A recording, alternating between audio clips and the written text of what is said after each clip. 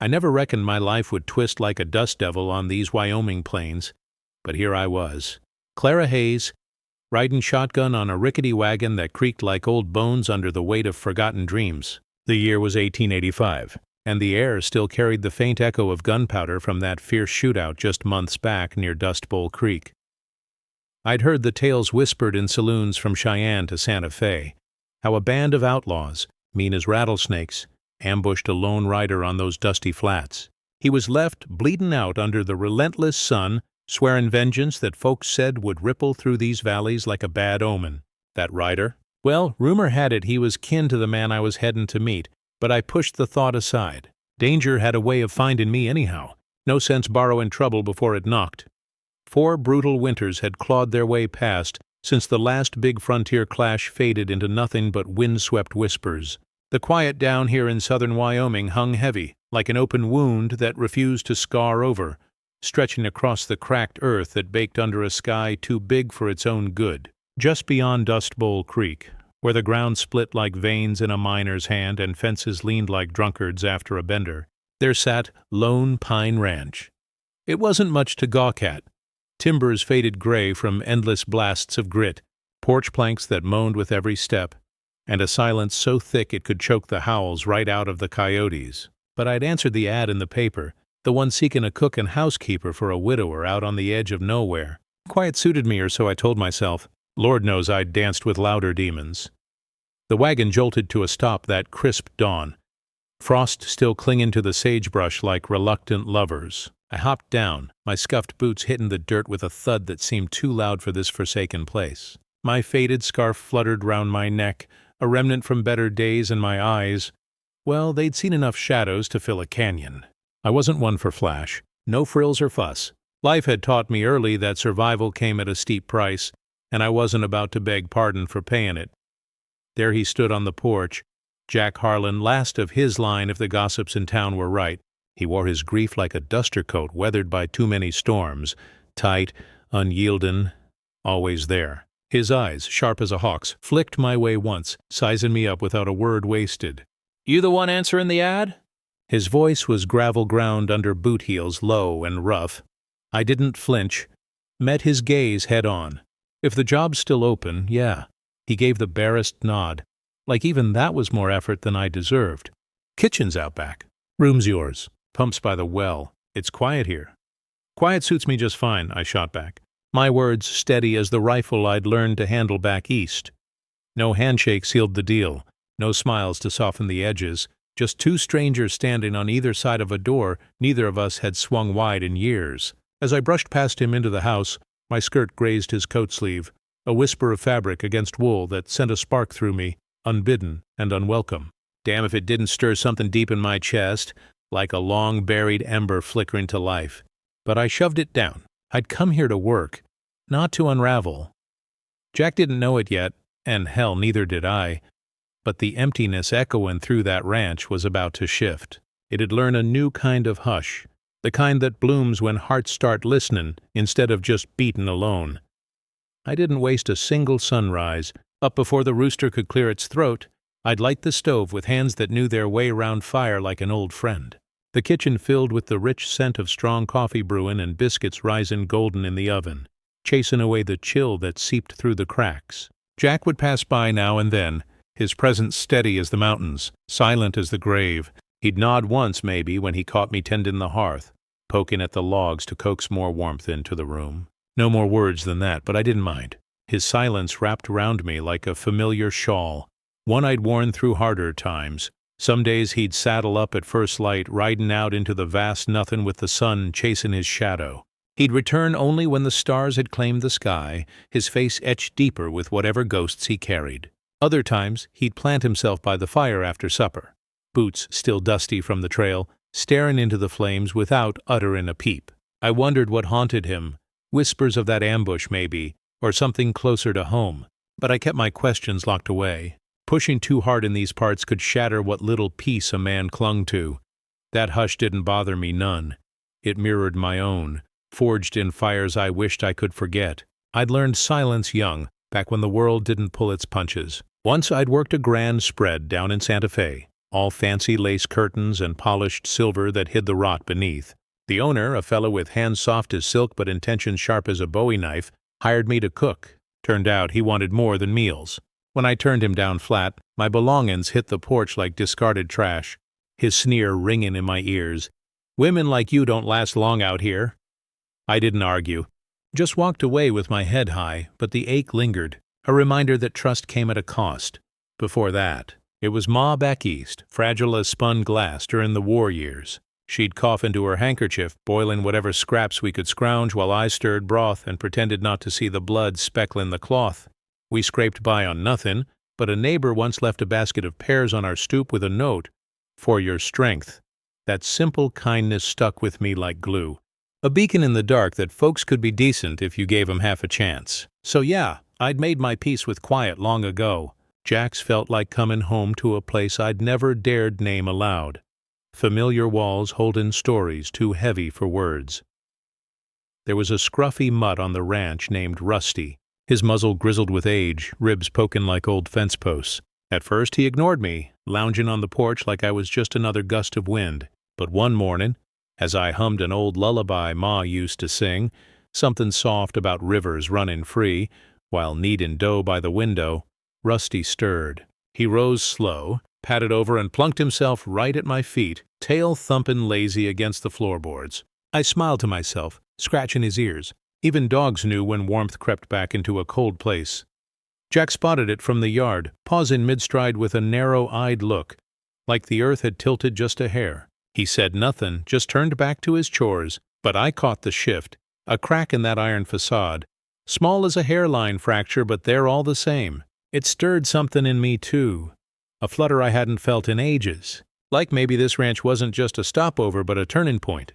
Then came the twister, barreling down from the hills like the devil himself on horseback. The first real danger that tested us both.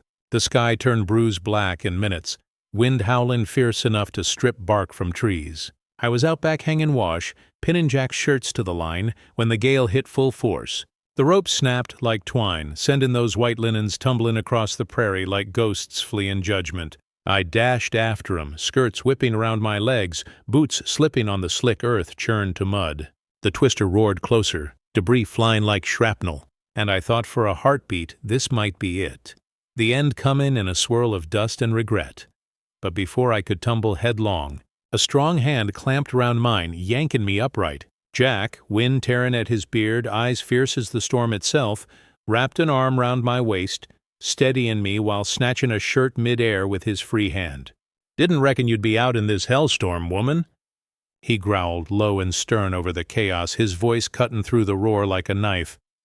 Soaked to the bone and breathless, I managed a grin despite the fear clawing at my gut. "Didn't want your duds ending up in Montana."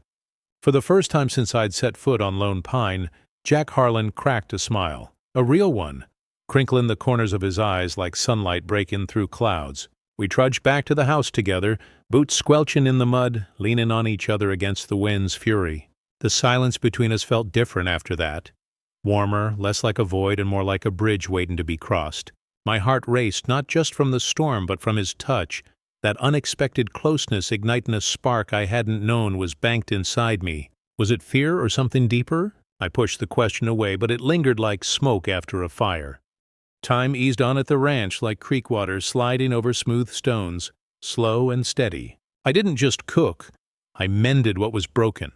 The quiet caring that straightens a world gone crooked without begging for praise. I polished the windows till they gleamed, catching the sun just right to chase shadows from the rooms. Scrubbed the floors down to the grain, revealing wood that told stories of footsteps long gone. Even fixed a stuck gate that had hung crooked for 6 winters, creak in protest till I oiled it silent. Jack noticed, though he didn't say. He'd linger longer in the kitchen, arms crossed over his broad chest, watching my hands move with a steadiness that seemed to calm his own storms.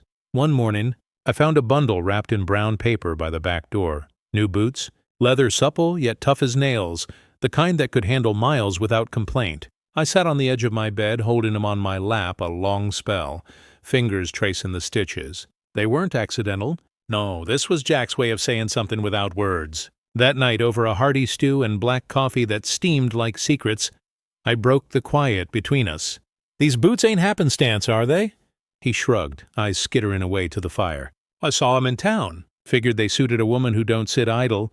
I twirled my spoon in the bowl, hiding a smile. "Finer than any I've worked in," he muttered low, voice rough as gravel. "Good, they ain't for workin'." I didn't reply, but I laced him up the next day, feeling the fit like a promise. That evening, Jack sat by the fire longer than usual, his shoulders less bowed, like some weight had eased off 'em. It tugged at my heart, this quiet dance we were doing, push and pull like the tides I read about in books as a girl. Was I falling for him? The thought scared me more than any twister, but it thrilled me too. A forbidden warmth blooming in the cold. Rummaging through an old drawer one night, he must have found something that shook him. I didn't pry. But come morning, his step had a different rhythm. Less burdened, more drawn toward the kitchen where I hummed while chopping vegetables. Beside my plate that evening, a silver locket shaped like a bloomin' lupine flower. No note, just a quiet offering gleaming in the lamplight.